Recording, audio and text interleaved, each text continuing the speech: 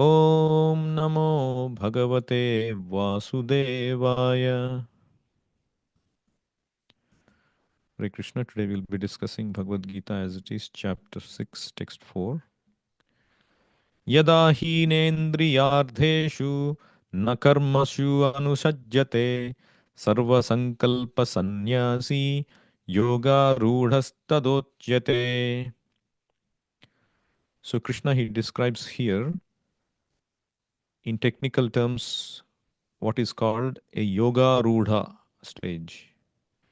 Arudha means climb onto something. Yoga rudha means climb onto the ultimate yoga ladder, the highest position, highest advancement one can attain. Yoga rudha tada uchyate. A person is said to have attained the yoga rudha stage yada when na indriyardheshu. He does not work for indriyardha, indriya priti, for sense gratification. Na karmashu. He does not engage in fruitive activity. Anushajyate. He is not attached to any of this. Sarva sankalpa sannyasi means he renounces all material desires. So these are the three things Krishna says one must possess. So these three things roughly can be categorized as indriyardheshu means vikarma, karma, na karmashu means karma, sarva sankalpa sannyasi means akarma. So there are three things. Vikarma, karma, and akarma. What are these three things? Vikarma means prohibited activity, prohibited in the scripture.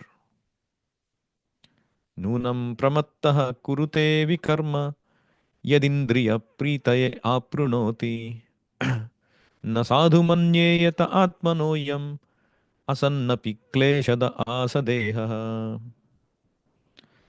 So Rishabhadeva defines what is vikarma, which is out of indriya priti, we perform all kinds of activities, prohibited activities in the scriptures, just for indriya priti. For the taste of my tongue, I don't care if I hurt another living entity, a poor creature. This is vikarma. So, like that, for when you have indriya priti, when your world is revolving around sense gratification, my pleasure is only important to me, I don't care for others, then it impels you to do horrible vikarma. So one time I was having a discussion with one of my colleagues at office. So he was asking, when that was an Ekadashi and I was fasting, and he's saying, why you're doing all these kinds of things? What is the use? We should live to enjoy life. We should live and enjoy eating all kinds of things, whatever is there. See how I'm enjoying. I don't have any limitations. I can eat meat and I can eat anything and everything. Otherwise, why would my senses be there? It's there for enjoyment.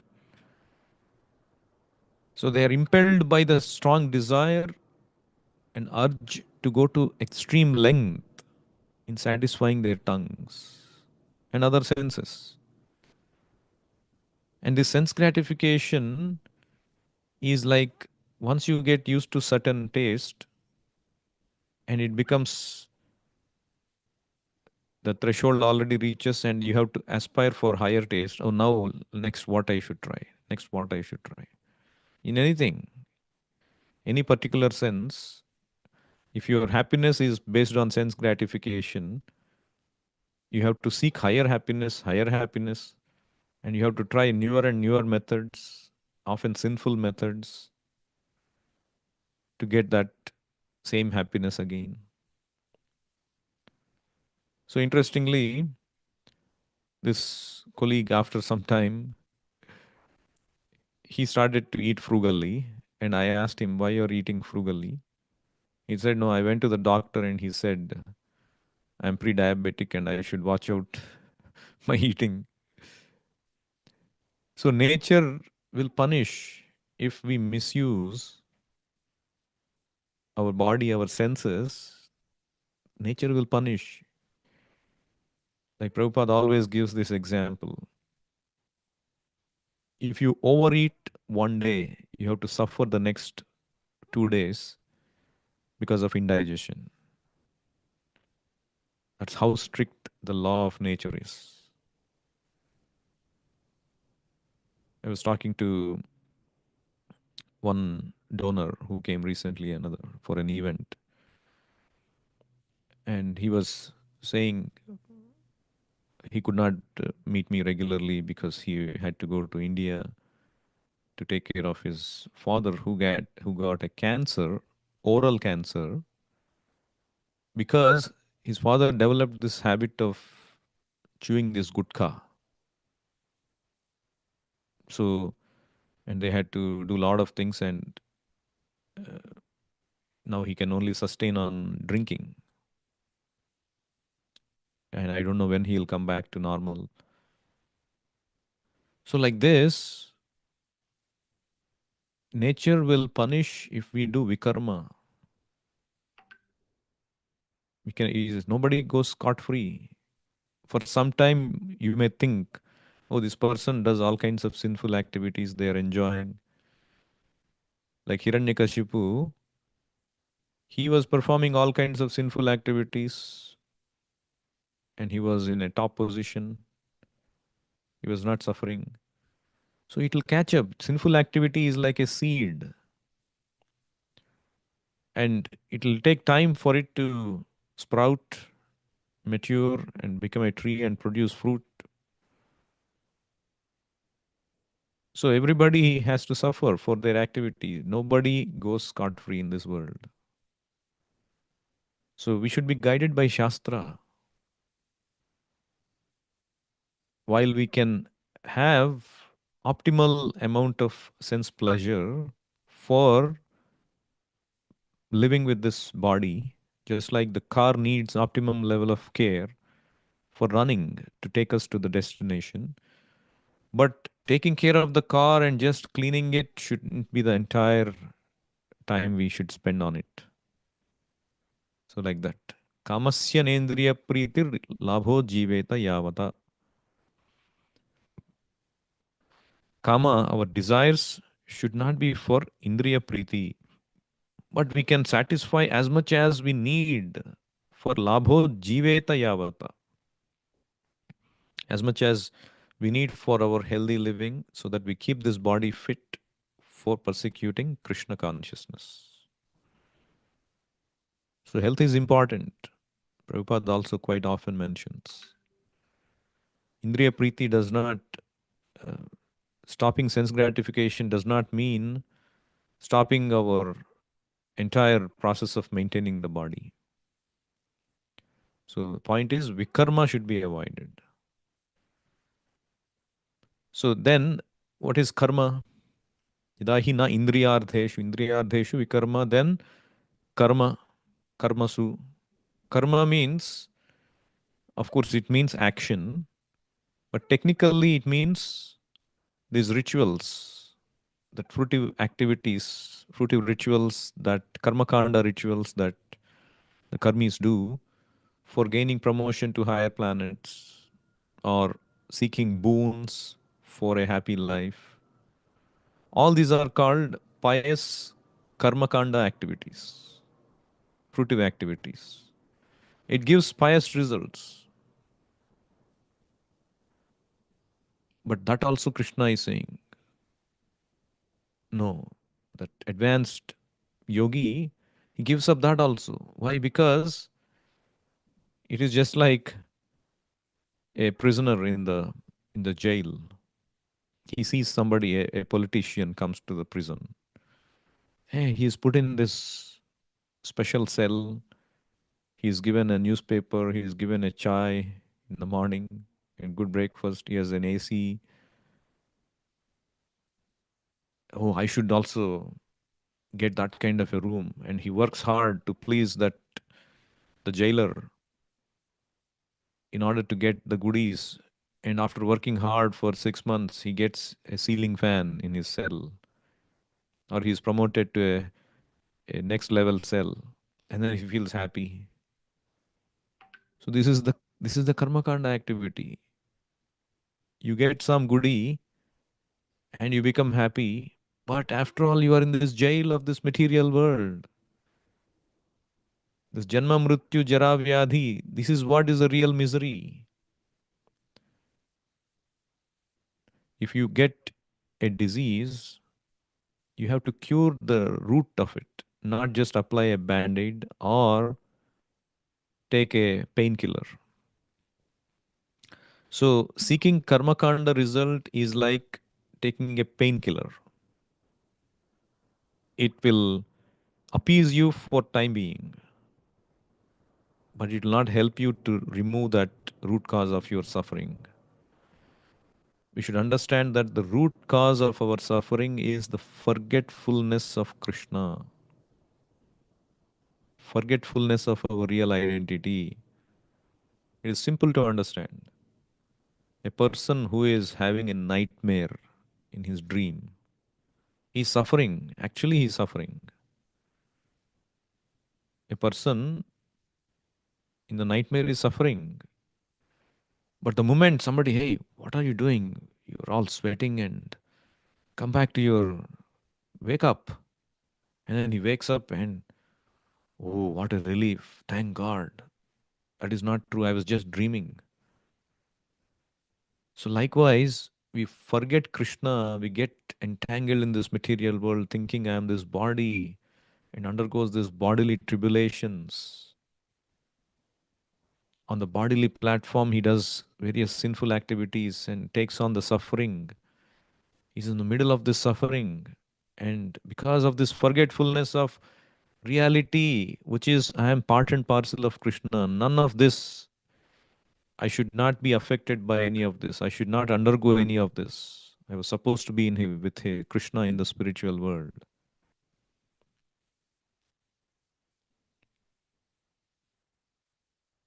So this karma kanda is just a band-aid, a painkiller. One should not fall into the trap. So one avoids this vikarma, karma, and sarva sankalpa sannyasi, means freed from material desires. So all these three things have to be there. And Prabhupada explains that in Krishna consciousness, a person in Krishna consciousness, all these three are perfectly possible. Otherwise, it's not possible. Bhagavatam confirms. Yat pada pankaja palasa vilasa bhaktya karmaşayam gratitamudgradhayanti santaha tadvanna riktamatayo yatayopi ruddha shroto ganastamaranam bhaja vasudevam. It says, a Krishna conscious devotee is engaged in the service of the lotus feet of the Lord, the toes of the lotus feet of the Lord, pada pankaja palasha, and he is enjoying, relishing that service, vilasa bhaktya, and he can very easily overcome this hard knotted desires for fruitive activities. Karmashayam grathitam, this karmashaya, the desire for fruitive activity, to enjoy material life, is like karmashayam, hard knotted grathitam, but the devotee can overcome udgradhayanti, santaha, the devotees. But those who are non-devotees, the vikarmis, karmis, even the gnanis and yogis who are devoid of Krishna consciousness, although they are trying to stop these waves of sense gratification, they cannot do that. So Bhagavatam advises you engage in the devotional service of Krishna. So one time there was this powerful king. He was going out of his palace, and on his way he met a beggar. And the beggar was looking at him, and the king, he asked the beggar, "What do you want?" And to his surprise, the beggar started laughing. And he said, "What? You're asking me as if you can fulfill all my desires?" And the king got upset. "What do you think? I'm the king. I'm the emperor of this whole world. I can fulfill your desire. Just tell me what it is." And the beggar said, "You should think twice before you promise me anything." And the king was impudent. His ego made him promise. So, and this beggar said, "My wish is very simple. Just fill this begging bowl with something." So this beggar actually was the guru of this king. This king had gone away from the spiritual path, and the guru had come in that form to teach him a lesson. So the guru, using his mystic power, he held up this begging bowl, and the king started to call his servants and, "Hey, fill this beggar's bowl with our treasure. After all, you can fill some handful of it." And the servants, they got this treasure and started to fill. And the more they filled, the more it became empty. It disappeared. And the king asked the servants to bring more, more, more. Whatever they filled, it was becoming, it seemed to have no bottom. It was disappearing. And then the king admitted the defeat. "I don't know what is happening." And he fell down at the feet of the beggar. And then he said, "No, you must be a great personality, and this bowl must be something else." And then the beggar revealed his real identity of his guru. And he said, "I came to teach you a lesson. This begging bowl is made of our human mind and desires. It can never be fulfilled. It can never be full. Whatever you provide, it'll always ask more. Kamadinam katina katita palita durnidesha tesham jata mayna karuna natrapa nopashantihi."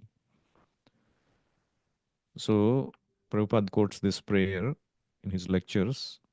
A Brahmana, he comes to the realization of serving Krishna after having misspent his life in sense gratification. He says, "I've been engaged in this kamadinam always, but they are never satisfied. My senses are never satisfied after I provide all that they want. I've been serving them, but they are bad masters. Palita Durnidesha. They're bad masters. How much ever I served, they're never satisfied. They want more, more, more. Tesham Jata Maina Karuna. They don't have mercy on me. Natrapa no Pashanti. There is no happiness, no Upashanti for me. So therefore today, I've given up all of that. Utsrut Jaitan. Atha Yadupater Sampradam Labdha Buddhi.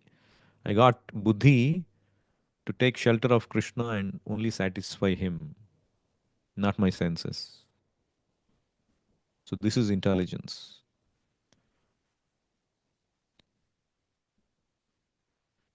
So one can give up these sense gratificatory inferior desires when one is engaged in superior activity, satisfying the desires of Krishna. When one is relishing serving Krishna, only then you can give up Yat pada pankaja palasha vilasha bhaktya karmasayam gratitam. Then it's possible. The Gnanis, they maintain the desire to become one with the absolute truth, impersonal Brahman. The yogis, they desire mystic power. All these are considered desires. The bhaktas are not desirous of anything like this. No material desires, no gnani desires, no yogic desires. Their desire is natural desire. That is to serve Krishna. That is our natural state.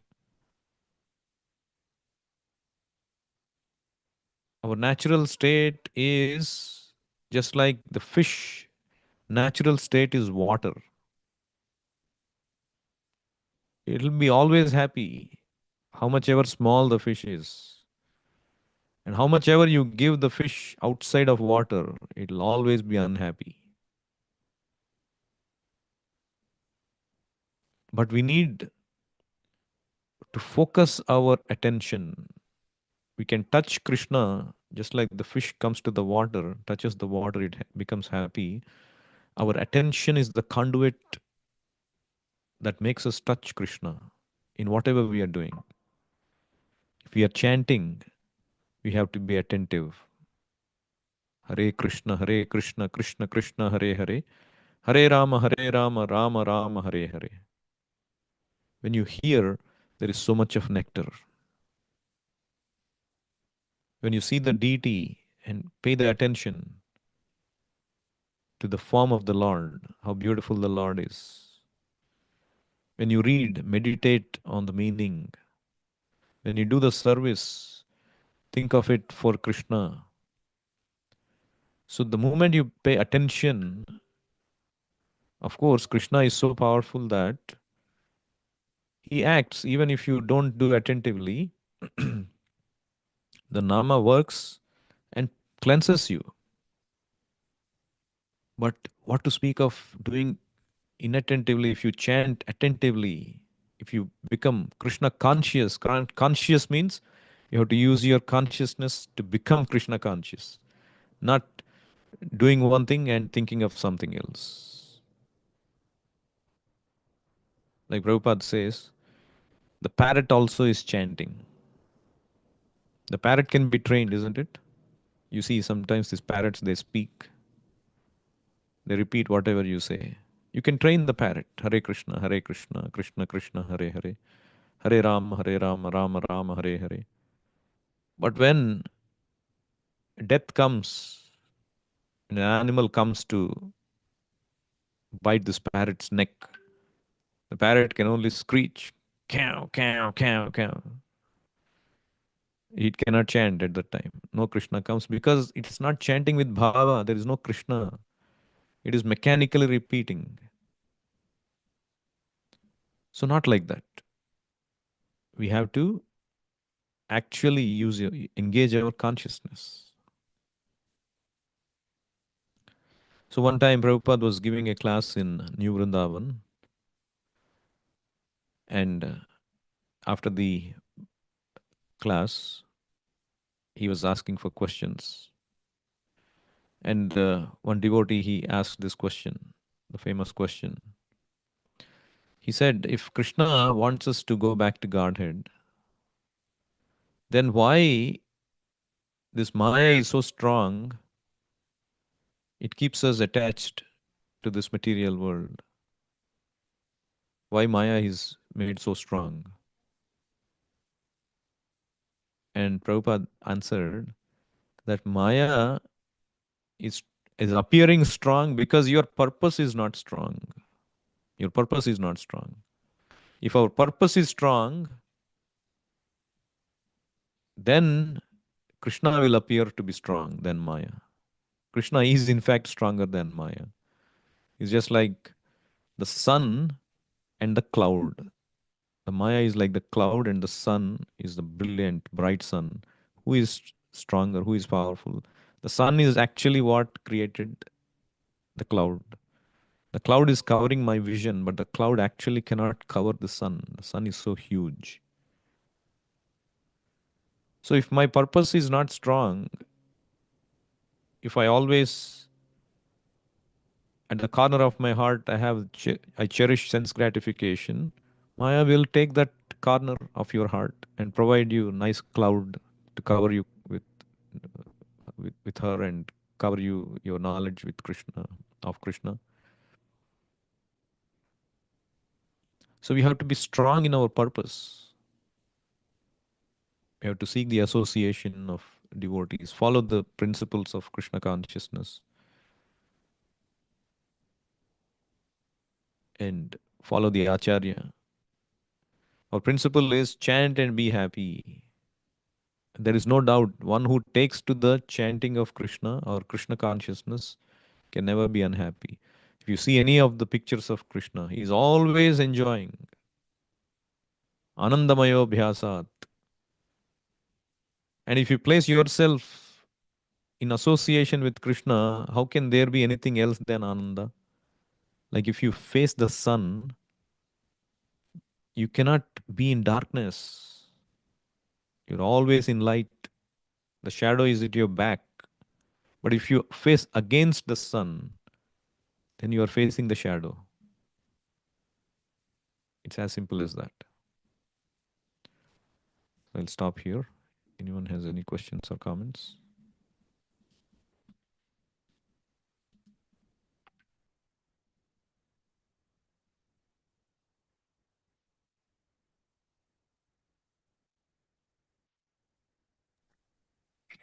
Hare Krishna Prabhuji, Sadhar Pranam. Our glorious to Srila Prabhupada. Please accept my humble obeisances. Thank you, Prabhuji, again for a wonderful class. So many points to take home today. And one question regarding you mentioned something about being consciously doing Krishna consciousness. So while you are doing one thing, but engaging your mind in something else. But when we are doing chanting, sometimes our mind takes us to some of we will become meditative on the forms of the Lord or pastimes of the Lord. So is that also wrong or? No, it's not wrong. There are, if the Lord reveals and naturally you're able to remember the Lord like that incessantly, that is welcomed. But we don't have to force it. Prabhupada says one of the important quotes, you chant Hare Krishna and the same sound you hear, that is chanting process. That is effective chanting process. One time devotee asked, oh, my mind is so difficult to conquer while chanting. And Prabhupada said, what is the question of mind? You just have to chant and hear the sound. So Prabhupada focused many times, for effective chanting, you have to hear the sound. And of course, you can remember the form of the Lord is as good as the Lord. But chanting specifically, you can remember the form of the Lord at any time of the day. But while chanting, the best standard is to hear the sound. But if you cannot, then of course you can meditate on the form of the Lord. But you should aspire to come to that standard because the Nama is non-different from Krishna. When you go to the temple, you meditate on the deity, or when you're uh, doing other things, you can meditate on the deity. When you're chanting, you try to focus on the Nama. The sound vibration is not different, non-different from Krishna. So let the Lord reveal everything eventually. So does that clarify? I mean, not intentionally, but if it is happening like that, It's it's okay. not in our hands. That is So okay. That is still welcome. That is, after all, the Lord is not different from His form, His deity, and His holy name. So it's okay. That's still welcomed. so then, how do we get that bhava every single nama that we say? If you are saying, if you have to completely hear what we are chanting, and how can it be doable for all 16 rounds uh, without your mind being absorbed in the Lord? And sometimes I get doubt that absorption in the Lord is not okay, because you have to concentrate on the sound. Then you are being mechanical then. Yeah, this is what we understand with our material mind. So if you think like that, even the Lord's deity form is also material, isn't it? It's made of stone or wood or paint or metal. It's made of material thing. How is it spiritual? The Lord has a spiritual form in the spiritual world, and you are manufacturing something with matter. How is it Lord? So in the same way, the sound that appears to be material, the Lord descends because we cannot hear the spiritual holy name, the spiritual form of the Lord. We cannot hear with our mundane senses. Therefore, the Lord descends into his deity form, into this material sound, Krishna, that sound that we produced. The Lord immediately descends. He himself completely descends. So this is not material sound. Kali Kale Nama Rupe Krishna Avatar. Nama Rupa means Nama means name, holy name. What is the use of chanting if we're not able to hear? If chanting is meant for meditating on the form, then why are we chanting and why the name is produced? Why the sound has to be produced? Pravishtaha Karnarandhrena. Krishna enters through our ears. Karnarandhrena means what? The holes of our ears. Swanam Bhava Saroruham. So the specific method of chanting Hare Krishna is to hear. The specific method of worshipping the deity is to physically offer or meditate on the deity form. So for every activity, there is a particular methodology to be adopted. So the proper prescription for chanting is to hear. Prabhupada himself is saying, you chant Hare Krishna and the same sound you hear. You try it, you will understand amazing effects of hearing the chanting of the holy name. Sure, It's Prabhuji. not different from Krishna. Thank you, Prabhuji. Hare Krishna. Hare Krishna. Bhagavad Gita as it is ki jai, Srila Prabhupada ki jai, Nitai Gaur Premanande, Hari Hari Bol. Hare Krishna.